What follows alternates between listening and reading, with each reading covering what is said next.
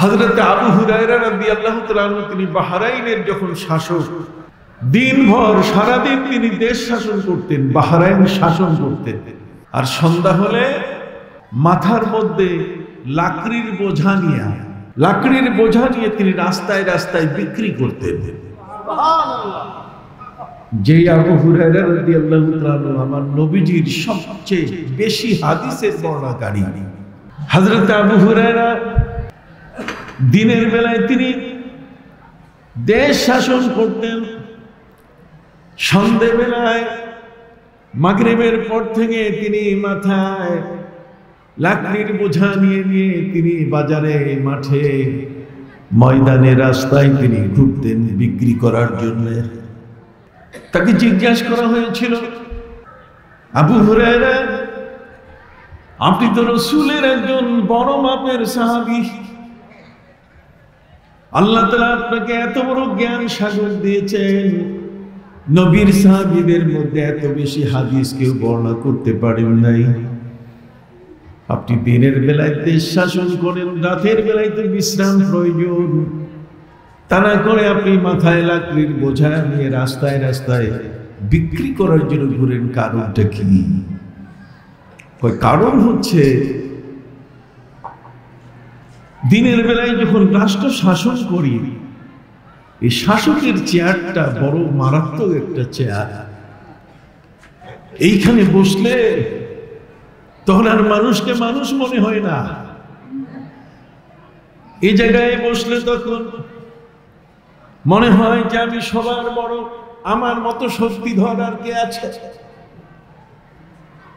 ফলে আমি জীবন ভরা নবীর দরবারে থেকে আমার নফসটা, আমার ভিতরে যে নফসটা কাজ করত, যে নফসটাকে আমি শায়েস্তা করে নফসে আম্মারা থেকে, নফসে লাওয়ামা থেকে নফসে মুতমাইন্না বানাইছি, ওই রাষ্ট্রের চেয়ারে বসলে ওটা আবার আম্মারা হইয়া যায়, ওটা আবার দাম্ভিক হয়ে যায়। কথা কি শুনতেছেন আপনারা? হযরত আবু হুরায়রা রাদিয়াল্লাহু তাআলা বলেন, নফস যদি দাম্ভিক হয়ে যায়, সীমা লঙ্ঘনকারী হয়ে যায়, তখন ওই মানুষের সকল আমল বরবাদ হয়ে যায়। فَأَمَّا مَنْ طَغَى وَآثَرَ الْحَيَاةَ الدُّنْيَا فَإِنَّ الْجَحِيمَ هِيَ الْمَأْوَى فَأَمَّا مَنْ طَغَى, যখন কোন মানুষ সীমা লঙ্ঘন করে, وَآثَرَ الْحَيَاةَ الدُّنْيا, আখিরাতের কাজের চেয়ে দুনিয়ার কাজকে যখন সে প্রাধান্য দেয়, নামাজের চেয়ে যখন সে অফিসের দায়িত্ব পালনের প্রাধান্য দেয়, আল্লাহর ইবাদতের চেয়ে যখন পৃথিবীতে অন্য কাজের প্রাধান্য দেয়। ভাইরা আমার ঢাকা শহরের মধ্যে এমনও মানুষ আছে, অসংখ্য মিল ফ্যাক্টরির মালিক, প্রত্যেকটা মিলে তার যেতে হয়, ফ্যাক্টরিতে যেতে হয়, কিন্তু ঢাকা শহরের রাস্তা মিরপুর পর্যন্ত এত ভিড়, গাজীপুর পর্যন্ত এত ভিড়, সহজে এতগুলো ফ্যাক্টরি, এই সমস্ত ফ্যাক্টরিগুলো পরিদর্শন করা সম্ভব হয় না। এই জন্য সে হেলিকপ্টার কিনে নিয়েছে। যেটা বলেন কি? হেলিকপ্টার কিনে নিয়েছে কারণে যাতে তার এই ফ্যাক্টরি থেকে অন্য আরেকটা ফ্যাক্টরিতে সে সহজে যেতে পারে। একটা ফ্যাক্টরি থেকে আরেকটা ফ্যাক্টরি যাওয়ার যতগুলো সহজ পন্থা সবগুলো সে সৃষ্টি করে নিয়েছে। একটা অফিসের হিসাব দেখতে দেখতে আরেকটা অফিসের হিসাব দেখার টাইম হয়, কিন্তু সেই মানুষটা এইভাবে সারাদিন লাঠিমের মতো ঘুরে, কিন্তু এই ফাঁকে সে আল্লাহর নামাজ যে পড়বে, ইবাদত করবে, এই সুযোগটা তার হয় না। দেখেন কাজের চাপ এত বেশি, যে কাজের চাপের কারণে সেই লোকটা হেলিকপ্টার কিনে নিয়েছে যাতে চাপ কমে, কিন্তু নামাজের যে একটা প্রয়োজন সময়, সেই জিনিসটা সে বের করে না। সম্মানিত সুধী, এই জন্য পৃথিবীর যত ধরনের শাসক আছে, পৃথিবীর যত ধরনের ব্যবসায়ী আছে, প্রত্যেকের জন্য নবী রাসূলগণ হলেন অনুসরণীয়। আর পবিত্র কোরআন বলে দিয়েছে, লাকাদ কানা লাকুম ফি রাসূলিল্লাহি উসওয়াতুন হাসানাহ। অবশ্যই আল্লাহর রাসূল হলেন তোমাদের জন্য উত্তম আদর্শ। সুবহানাল্লাহ বলেন। আমি কিভাবে চলবো? ফাবিহুদাহু মুক্তাদে। বাবা আদম আলাইহিস সালাম থেকে নিয়ে আমার নবী পর্যন্ত 1,24,000 অথবা 2,24,000 নবীর আমল আল্লাহ তাআলা আমাদের সামনে উপস্থিত করেছেন তার নবীর মাধ্যমে। সুবহানাল্লাহ বলেন। কোরআন বলে দিয়েছে ফাবিহুদাহু মুক্তাদে। তাদের যে কল্যাণের বিষয়গুলো, এগুলোকে তুমি গ্রহণ করো। হযরত আবু হুরায়রা রাদিয়াল্লাহু তাআলা কেমন সুফি ছিলেন? হযরত আবু হুরায়রা রাদিয়াল্লাহু তাআলা তিনি সুফি ছিলেন এমন, তিনি হাত পেতে আল্লাহর কাছে দোয়া করলেন, আল্লাহুম্মা ইন্নী আউযু বিকা মিন রাসিস সিফিন ওয়া আউযু বিকা মিন ইমারাতিস সিবিয়ান। আল্লাহ, তুমি আমাকে 60 হিজরি দেখাইও না, তুমি আমাকে নাবালকের শাসন দেখাইও না।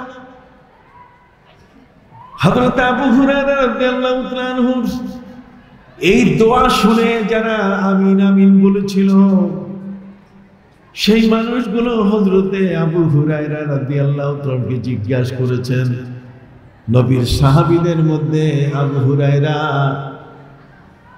ভাই বলুন তো দেখি, আপনি 60 হিজরি দেখতে চাচ্ছেন না কেন? আমরা তো চাই বেশি দিন বেঁচে থাকতে, আর আপনি 60 হিজরির আগে দুনিয়া থেকে চলে যেতে চান। 60 হিজরিটা আপনি দেখতে চান না, কারণটা কি?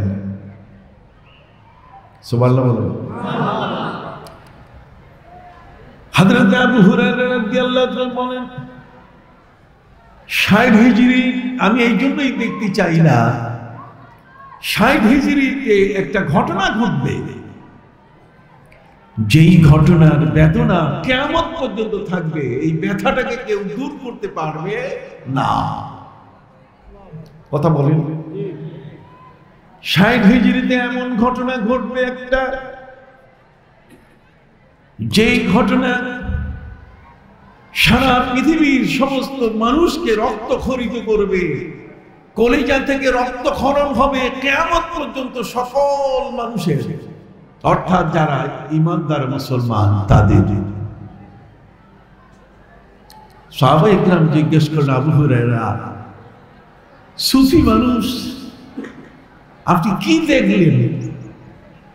আপনি বলতেছেন 60 হিজরি আল্লাহ দেখাইয়েন না, আপনি প্রার্থনা করছেন আল্লাহর কাছে, তাহলে আপনি আমাদেরকে বুঝায় বলেন।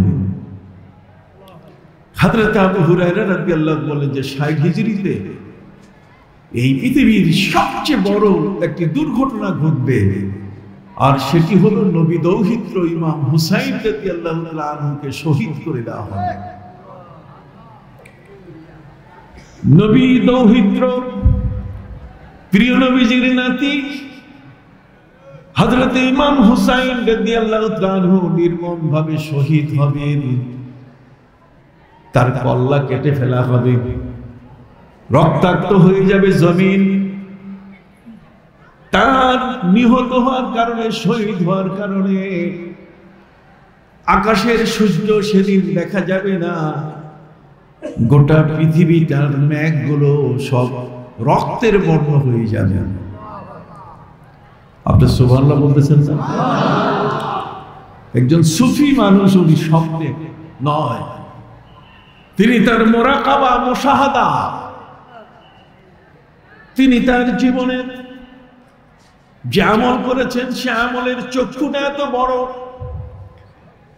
পবিত্র কোরআন মজিদে আল্লাহ পাক রব্বুল আলামিন কাফেরদের সম্পর্কে তিনি বলে দিয়েছেন, فإنها لا تعمى الأبصار ولكن تعمى القلوب التي في الصدور।